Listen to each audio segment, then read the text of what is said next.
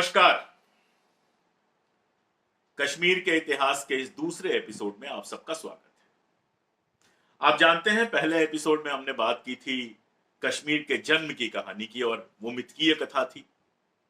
आज हम कोशिश करेंगे धीरे धीरे कश्मीर के प्रामाणिक इतिहास की ओर बढ़ने की। तो कश्मीर के प्राचीन इतिहास के प्रामाणिक स्रोत क्या है? पहली बात, स्रोतों पर। एक स्रोत का जिक्र तो हम पिछली बार ही कर चुके हैं, नीलमत पुराण। लेकिन नीलमत पुराण सबके बावजूद कुल मिला जुलाकर मिथक कथा है।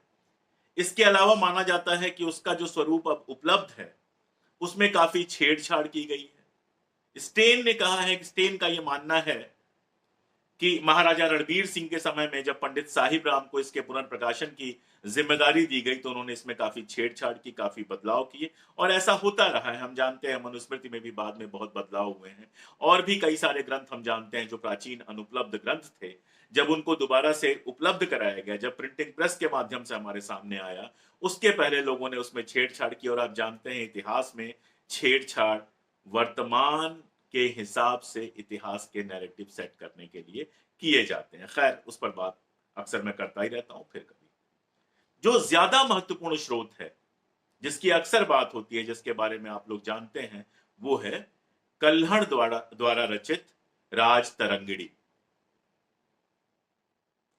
जनरल नॉलेज के जो क्वेश्चन पेपर्स होते हैं उसमें अक्सर ये सवाल आप देखते होंगे कि राज तरंगिणी के लेखक कौन है। कल्हड़ आप सब जानते हैं, कश्मीरी विद्वान थे, कश्मीरी ब्राह्मण थे कल्हड़, जिन्होंने राज तरंगिणी लिखी है। राज तरंगिणी जो है मूलतः 1184 ईसा पूर्व से लेकर 1129 ईस्वी तक कश्मीर के राजाओं की कहानी है। नाम से ही क्लियर है, राज तरंगिणी, राजाओं की तरंगे, राजाओं की लहरें। इसीलिए आप देखते हैं कि उसके जो खंड हैं, तरंग एक, तरंग दो, इस तरह से बना के उसके खंड बनाए गए। इसको लेकर भी बहुत सारी बातें हैं, अभी हम थोड़ी देर में करेंगे। सबसे पहले किस्सा ये कि आधुनिक काल में इसका प्रकाशन कैसे हुआ। सबसे पहले आधुनिक काल में, बल्कि हम कहेंगे मध्यकाल में, इसका प्रकाशन जो है जैनुल आबदीन, जो वहां के सुल्तान थे कश्मीर के, जिनको कश्मीर में बदशाह कहा जाता है, महान शासक कहा जाता है, उनके समय में सबसे पहले इसका एक हिस्सा बहर उल असमर के नाम से फारसी में अनुदित हुआ। उस समय फारसी वहां की राज्य भाषा थी। दरअसल जैनुल आबदीन ने वहां पर पहला ट्रांसलेशन सेंटर खोला था, जहां पर बहुत सारे जो फारसी क्लासिक्स थे उनका संस्कृत में अनुवाद हुआ और जो संस्कृत क्लासिक्स थे उनका फारसी में अनुवाद हुआ। उसी क्रम में बहर उल असमर के नाम से राज तरंगिणी का एक हिस्सा अनुदित हुआ था। अकबर के समय में अल बदाऊनी ने इसका एक थोड़ा सा हिस्सा अनुवाद किया था और जब अबुल फजल ने आईने अकबरी लिखी तो आईने अकबरी में भी इसका एक हिस्सा शामिल किया। उसके बाद जहांगीर के समय में कश्मीर के एक कुलीन घराने के हैदर मलिक साहब थे। जब हम आगे कश्मीर का इतिहास डिस्कस करेंगे, वहां तक पहुंचेंगे तो हैदर मलिक का किस्सा आएगा। तो हैदर मलिक साहब ने इसका एक आप कहेंगे एब्राइज्ड वर्जन, संक्षिप्त रूप फारसी में अनुदित करके प्रकाशित किया। 17वीं सदी में पहली बार इसका एक एब्राइज्ड संक्षिप्त फ्रेंच वर्जन हमारे सामने आता है। लेकिन जो उपलब्ध आज के समय में आसानी से उपलब्ध है, यानी हम सब जो कॉलोनियल लिगेसी की वजह से अंग्रेजी ज्यादा अच्छे से समझते हैं, तो अंग्रेजी में जो इसका पहला अनुवाद हुआ वो एशियाटिक सोसाइटी जो कलकत्ता की थी, एशियाटिक सोसाइटी ऑफ बंगाल, उसने इसका अनुवाद करवाया। जोगेश चंद्र दत्त ने अनुवाद किया और ये जो है 1835 में अनुदित हुआ और प्रकाश में आया 1889-87 के बीच में प्रकाश में आया। इस जोगेश बाबू के अनुवाद की एक खास बात यह है, बहुत कम लोग जानते हैं कि राज तरंगिणी के बाद भी कश्मीर में इतिहास लेखन का, राजाओं का इतिहास लेखन जो होता था, उसकी परंपरा जारी रही। कल्हड़ के बाद जोना राज ने लिखा, जोना राज के बाद श्रीवर ने लिखा और श्रीवर के बाद प्राज्ञ भट्ट ने लिखा और प्राज्ञ भट्ट से जो रह गया था वो शुक ने लिखा। 1588 ईस्वी तक राज तरंगिणी की यह परंपरा चलती रही। तो जोगेश चंद्र दत्त ने 2 खंडों में इसका अनुवाद किया। पहले खंड में कल्हड़ की राज तरंगिणी है और दूसरे खंड में आप देखेंगे कि जोना राजा, श्रीवर और प्राज्ञ भट्ट द्वारा किया हुआ जो अनुवाद है लिखी हुई जो राज तरंगिणी है, वो राज तरंगिणी आपके सामने उपलब्ध होती है। जोगेश चंद्र दत्त द्वारा इसका पहला अंग्रेजी अनुवाद होता है। आप अगर इसको सर्च करेंगे तो ऑनलाइन ये आपको कई जगह ये किताब मिल जाएगी, बाजार में तो शायद ना मिले। इसके बाद जो इसका बेहद महत्वपूर्ण अनुवाद होता है, जिनका नाम मैंने पहले लिया, स्टेन ने 1900 ईस्वी में इसका पहला अनुवाद किया। और इसके बाद जवाहरलाल नेहरू ने इसका अनुवाद करवाया आर.एस. पंडित से, जो और वो अनुवाद 1935 में हुआ। वो अनुवाद भी आसानी से उपलब्ध है, बाद में साहित्य अकादमी ने उस अनुवाद को छापा है, आप साहित्य अकादमी से उस अनुवाद को खरीद सकते हैं। इसके अलावा बिहार अकादमी से भी एक अनुवाद इसका हुआ है, हिंदी में अनुवाद हुआ है, वो अनुवाद भी उपलब्ध है। तो कश्मीर के इतिहास में अगर आपकी रुचि है तो आप राज तरंगिणी के इनमें से कोई भी अनुवाद, खासतौर पर मैं कहूंगा स्टेन और जो आर.एस. पंडित वाला अनुवाद है, वो अनुवाद पढ़ने लायक है, उसे जरूर पढ़ा जाना चाहिए। खैर, ये तो बात अनुवादों की। राज तरंगिणी, जैसा मैंने बताया, राजाओं का किस्सा है और बहुत लंबा पीरियड उन्होंने लिया है, 1184 ईसा पूर्व से लेके 1129 ईस्वी का। जाहिर है कि जिस समय वो काम कर रहे थे, जिस समय वो उपस्थित थे, उसके कुछ आगे पीछे का तो उनको जानकारी हो सकती थी, क्योंकि वो उसके खुद गवाह थे।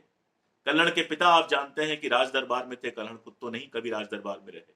कल्हड़ के पिता जो थे वो राजा हर्ष के दरबार में थे, और कल्हड़ का एक पारिवारिक सेवक उस समय उपलब्ध था, उपस्थित था, जिस समय हर्ष की हत्या होती है। तो इसलिए उस समय का जो इतिहास है और उसके थोड़े पहले का इतिहास है, वो तो बहुत प्रामाणिक है।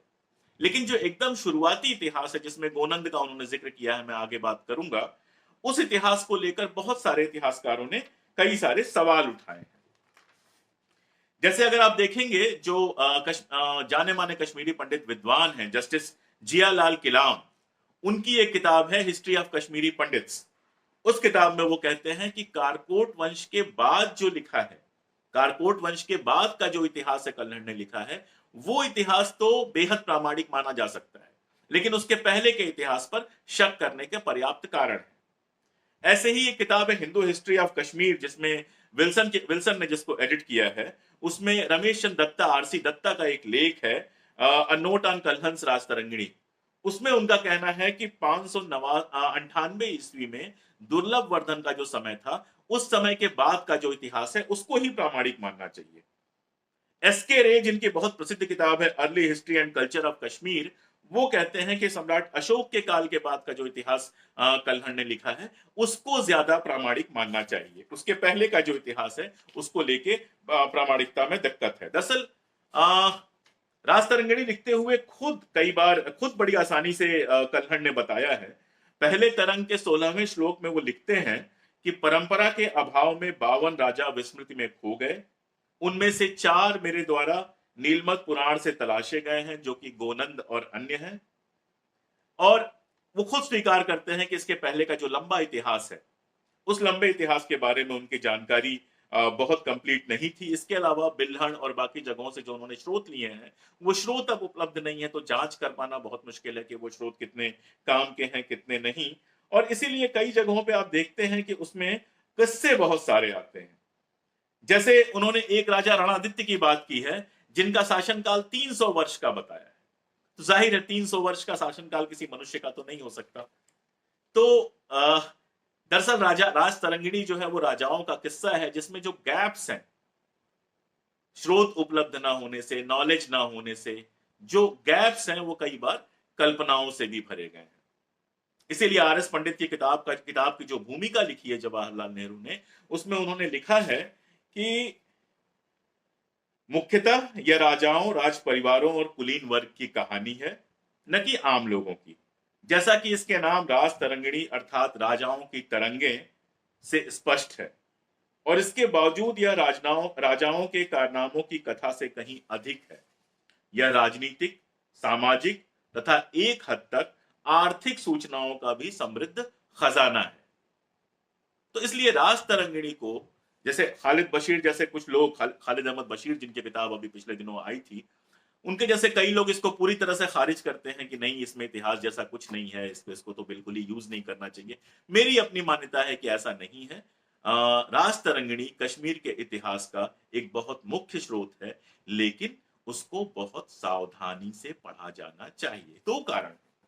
पहला कारण तो जैसे मैंने बताया कि कल्हड़ खुद ब्राह्मण थे और कुलीन थे, तो उसके चलते कई बार उनके पूर्वाग्रह भी उसमें सामने आते हैं।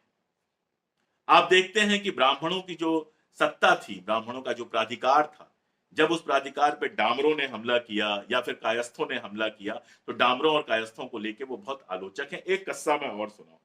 एक राजा शंकर वर्मन का जिक्र आता है पूरी राजतरंगिणी में, सिर्फ एक बार ये जिक्र आता है, कश्मीरी भाषा का जिक्र आता है, मैं उसकी बात करूंगा। राजा शंकर वर्मन को लेकर वो बहुत ज्यादा आलोचना करते हैं। क्यों? क्योंकि वो संस्कृत में बात नहीं करते थे, आम भाषा कश्मीरी में बात करते थे। उनके उनके उन्होंने जो शादी की थी वो डोम्ब जाति थी वहां पे। डोम जाति आपने सुना होगा, लेकिन डोम्ब जाति उससे अलग है। तथाकथित उच्च जाति तो नहीं है, लेकिन बहुत युद्धक जाति है। तो उसकी दो लड़कियों से शादी की थी, और उनके जो ससुर थे, अपने ससुर को कुछ जागीर दी थी। उस जागीर को लेकर जब वो मंत्री से बहस कर रहे हैं उनके ससुर, उस समय पहली बार पूरे राजतरंगिणी में जिक्र आता है कश्मीरी भाषा का। और इसको कल्हड़ जो है बहुत अपमानजनक तरीके से करते हैं। जाहिर है वो ब्राह्मण है, तो जो उनके पूर्वाग्रह हैं संस्कृत को लेके, कुलीन वर्ग को लेके, ये सारे वहां पर आते हैं। और वो आज भी कोई इतिहास लिखता है तो ये सारे पूर्वाग्रह आने की पूरी संभावना होती है। इसलिए स्रोत के रूप में मैं कंक्लूड कर रहा हूं कि राजतरंगिणी एक महत्वपूर्ण स्रोत है जिसको सावधानी से पढ़ा जाना चाहिए। राजतरंगिणी शुरू कहां से होती है? शुरुआत वो करते हैं महाभारत के गोनंद काल से। मानते हैं कि जो गोनंद हैं वो कृष्ण के समकालीन थे और जरासंध के रिश्तेदार थे। जरासंध के रिश्तेदार होने की वजह से कौरवों की तरफ से उन्होंने महाभारत युद्ध में हिस्सा लिया था और वहां पर उनका वध हुआ था। उसके बाद शासक बना उनका बेटा दामोदर। दामोदर को एक बार सूचना मिली कि कृष्ण जो है, यादव जो है, वो कांधार की तरफ आ रहे हैं। कांधार आप जानते हैं कश्मीर से लगा हुआ जो अफगानिस्तान का इलाका है, कांधार उसका नाम हुआ करता था इतिहास में। तो अपने पिता की मृत्यु का बदला लेने के लिए वो आगे निकला। वहां पर कृष्ण से उसका मुकाबला हुआ और कृष्ण ने चक्र से, जो सुदर्शन चक्र था उनका, उससे उसकी हत्या कर दी। जब उसकी हत्या हुई तो उसकी जो पत्नी थी, यशोवती थी, वो गर्भवती थी। लोगों ने यशोवती को रानी मानने से और उसके होने वाले बच्चे को राजा मानने से इनकार कर दिया। विद्रोह की स्थिति आई। उस समय कृष्ण वहां पर खुद उपस्थित होते हैं और वो कहते हैं कि नहीं, ये नहीं किया जा सकता। यशोवती का जो पुत्र है वही अगला शासक बनेगा, और जब तक वो पुत्र नहीं होता है, सत्ता पर जो आधिपत्य होगा वो यशोवती का होगा। इसके बाद यशोवती का जो पुत्र होता है गोनंद द्वितीय, वो दूसरा राजा बनता है। और जैसा मैंने बताया कि इसके बाद जो 52 राजा हैं, उनमें से सिर्फ 17 राजाओं का नाम आता है। इन्हीं राजाओं में एक राजा सुरेंद्र का नाम आता है। ये जो सुरेंद्र है, राजा सुरेंद्र हैं, उनके बारे में कल्हड़ कहते हैं कि दारद देश में सौरक नामक शहर में और कश्मीर के सोरस नामक स्थान पर उन्होंने बौद्ध विहार बनवाए थे। इस प्रकार अगर कल्हड़ की माने तो कश्मीर में जो पहले बौद्ध राजा हैं उनका नाम है सुरेंद्र। इसके बाद जिक्र जो आता है वो सम्राट अशोक के काल का आता है। हम सब सम्राट अशोक के बारे में जानते हैं। 273 से लेकर 232 ईसा पूर्व का जो समय है, उसमें कहा जाता, कल्हड़ का मानना है और कहा जाता है कि सम्राट अशोक ने पहली बार श्रीनगर को बसाया था। कुल 96 लाख घरों वाली श्रीनगरी बसाई थी, जिसमें 2 जगहें उन्होंने कही हैं, वितस्त और शुक्लनेत्र, जहां पर उन्होंने बौद्ध विहार बनवाए थे। कहा जाता है कि पाटलिपुत्र में जो महासभा हुई थी बौद्ध धर्म की, उससे उसके बाद मज्जिका के नेतृत्व में 500 बौद्ध भिक्षु कश्मीर में भेजे गए थे। इसके आगे का किस्सा यह है कि अशोक की मृत्यु के बाद जो है उसके वंशजों में, उसके जो बेटे थे, उनमें लड़ाई राज्य के लिए शुरू हो गई और उसके एक बेटे जालुक ने शैव कश्मीर का राज्य हासिल किया। लेकिन जो जालुक था वो शैव नहीं था, वो बौद्ध नहीं था, वो शैव था। और श्रीनगरी और नंदनगरी में उसने ज्येष्ठ रुद्र और भूतेश मतलब शिव के मंदिरों का निर्माण कराया और कश्मीर में बौद्ध धर्म की जगह पर शैव धर्म की पुनर्स्थापना की। बौद्धों के प्रति कहा जाता है कि आरंभ में जो उसका रवैया था वो बहुत शत्रुतापूर्ण था। लेकिन एक मजेदार किस्सा उन्होंने दिया है प्रथम तरंग में। प्रथम तरंग के 131वें से लेके 147वें श्लोक में आप देखेंगे तो बहुत रोचक कथा है। वो कथा ये है कि एक बार जालुक जब विजयेश्वर मंदिर में आराधना करने जा रहा था तो रास्ते में कृत्या देवी नामक एक महिला मिली और वो महिला बहुत कमजोर थी, भूखी लग रही थी, उसने भोजन मांगा। तो आश्वासन दिया कि तुम जो खाने को चाहोगी वो खाना हम तुमको उपलब्ध कराएंगे। राजा जालुक ने यह आश्वासन दिया। उस महिला ने इसके बाद कहा कि मुझे मनुष्य का मांस खाने की इच्छा हो रही है। जालुक प्रस्तुत हुआ अपनी देह का मांस उसे देने के लिए। तो महिला बहुत प्रसन्न हुई। महिला ने कहा कि आप बोधिसत्व का एक रूप है और फिर शिकायत की कि आप इतने उदार हैं तो बौद्ध धर्म के जो मंदिर और मठ हैं वो आपके राज में क्यों तोड़े जा रहे हैं। ये सुन के जालुक को बहुत पछतावा हुआ और कहते हैं कि उसने वादा किया कि राज्य में बौद्ध धर्म का बौद्ध जो मठ और बौद्ध मंदिर हैं उनका पुनर्निर्माण कराएगा। उसने ऐसा किया भी और एक विहार बनवाया जिसका नाम उसी महिला के नाम पर कृत्याश्रम रखा और उस विहार में उस महिला की मूर्ति स्थापित की। जाहिर है मतलब ये कल्हड़ ने सारा कुछ बताया है लेकिन इसके स्रोत इसके उपलब्ध हो पाना बहुत मुश्किल है। मंदिर मंदिर तो कोई अब उपलब्ध मतलब बौद्ध धर्म के मंदिर तो उपलब्ध है नहीं। उसके बाद बहुत सारे जो मंदिर आप देखते हैं बनते हैं उसके बाद हिंदू मंदिर बनते हैं जिनको लेके कई लोगों का कहना है कि बौद्ध धर्म के मंदिरों पर बने हैं। और इतना लंबा समय हो गया उसमें जाने कितनी बार भूकंप आया होगा, जाने कितने राज्य बने होंगे, बिगड़े होंगे। लेकिन ये किस्सा जो है वो राजतरंगिणी में आता है। लेकिन आधिकारिक रूप में कश्मीर में बौद्ध बौद्ध धर्म की राज्य धर्म के रूप में वापसी जो होती है उसमें 2 सदी लग जाती है। और 2 सदी बाद कुषाण वंश के कनिष्क ने वहां पर बौद्ध धर्म की पुनर्स्थापना की, बौद्ध धर्म को राज्य धर्म बनाया। असल में ये जो कुषाण जाति थी वो एक घुमंती जाति थी यूची करके, जो ईसा पूर्व 15वीं शताब्दी में काबुल की घाटी में बस गई थी। और इसी कबीले का जो कुषाण वंश स्थापित हुआ उसका चौथा शासक था कनिष्क, जिसका बंगाल से लेकर ओजक्स जो नदी है वहां तक उसके शासन का विस्तार था और कश्मीर में भी उसका शासन था। कश्मीर में उसने कनिष्कपुर नाम का एक जगह बसाई थी, एक शहर बसाया था जिसे अब कनिष्कपुर कहा जाता है। और ये बारामूला जिले में झेलम और बारामूला से श्रीनगर जाने वाली सड़क पर बारामूला से 10 मील दक्षिण में स्थित है कनिष्कपुर। माना जाता है कि संस्कृत विद्वान अश्वघोष जो हैं उनको इसी शहर में ठहराया गया।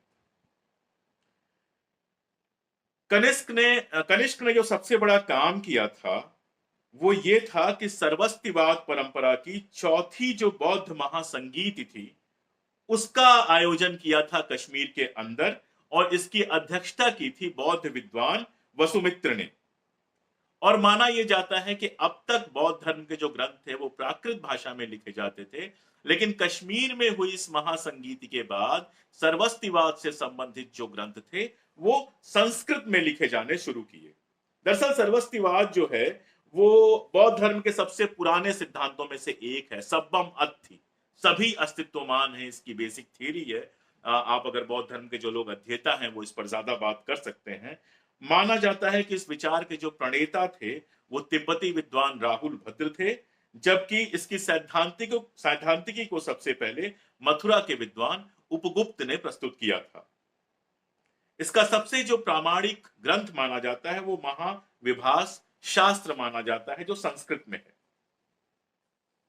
तो कनिष्क के समय बौद्ध धर्म का वहां विस्तार हुआ, बौद्ध धर्म वहां राज्य धर्म बना, लेकिन बहुत लंबा चल नहीं पाया। कनिष्क के बाद जो 2 प्रमुख राजा जो बौद्ध धर्म के माने जाते हैं जिनके समय में बौद्ध धर्म वहां प्रचलित और प्रस्तावित हुआ, उनमें से एक का नाम हुस्क है, दूसरे का नाम जुजुस्क है। लेकिन बौद्ध धर्म का जो ये प्रभाव था, ये प्रभाव वहां बहुत लंबे समय तक रहा। माना जाता है कि 11वीं सदी तक बुद्ध के जन्मदिन वैशाख पूर्णिमा, जिस दिन उन्होंने बोधि और महापरिनिर्वाण भी प्राप्त किया था, उसको एक पवित्र दिन के रूप में मनाया जाता रहा, बावजूद इसके कि वहां पे शैव शासक आ गए थे। सोमदेव जो वहां के काफी बड़े विद्वान माने जाते हैं, विद्वान हैं, उन्होंने इस दिन के लिए, इस दिन के महत्व को रेखांकित करते हुए एक श्लोक लिखा है। संवत्सरे संवत्सरे सप्तविंशे वैशाखस्य शीतोदये कृतेयम कल्पलात की जिन जन्मोत्सवे, यानी जिनका जो जन्म है इनका बुद्ध के का जो जन्मदिन है वहां लंबे समय तक बहुत धूमधाम से और बहुत सम्मान पूर्वक मनाया जाता है। लेकिन जैसा मैंने बताया कनिष्क के बाद वहां धीरे धीरे बौद्ध धर्म का पतन होने लगा। उसकी जगह वहां पर शैव धर्म प्रभावित हो गया। अगली कड़ी में हम लोग बात करेंगे कि शैव धर्म जब आया तो उसने बुद्ध धर्म के साथ क्या व्यवहार किया, कश्मीर को कैसा बदला, क्या क्या कश्मीर में परिवर्तन आए, और जो शैव राजा थे उनमें कौन से महत्वपूर्ण राजा थे, कैसे कैसे कश्मीर में जो ये हिंदू राजाओं का काल था उसमें सामाजिक सामाजिक अवस्थितियां क्या थी, ब्राह्मणों की, कश्मीरी ब्राह्मणों की स्थितियां क्या थी, और कैसे कैसे वो अपने उत्थान और पतन की ओर गया। मेरी कोशिश होगी कि अगले हफ्ते मैं इसकी तीसरी कड़ी लेकर, और तीसरी कड़ी में कश्मीर में शैव हिंदू राजाओं का जो काल है उस पर बात करूं।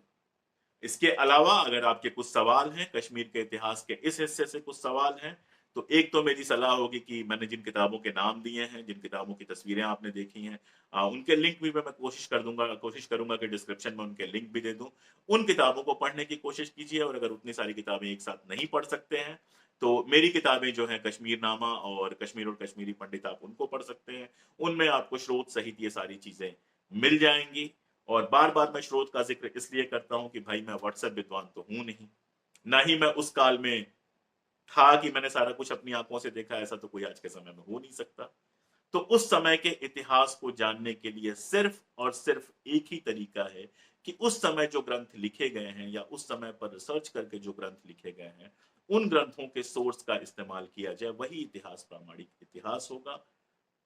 तो मेरी कोशिश होगी कि प्रामाणिक इतिहास यानी क्रेडिबल हिस्ट्री के आगे के जो मेरे एपिसोड्स हैं, उनमें मैं इस तरह के ही इतिहास की बात करूं। और अगर आपको लगता है कि मेरी बात काम की है, इससे आपको कुछ नई चीजें पता चल रही हैं, सही चीजें पता चल रही हैं, तो चैनल मेरा सब्सक्राइब कर लीजिए। शुक्रिया। नमस्कार।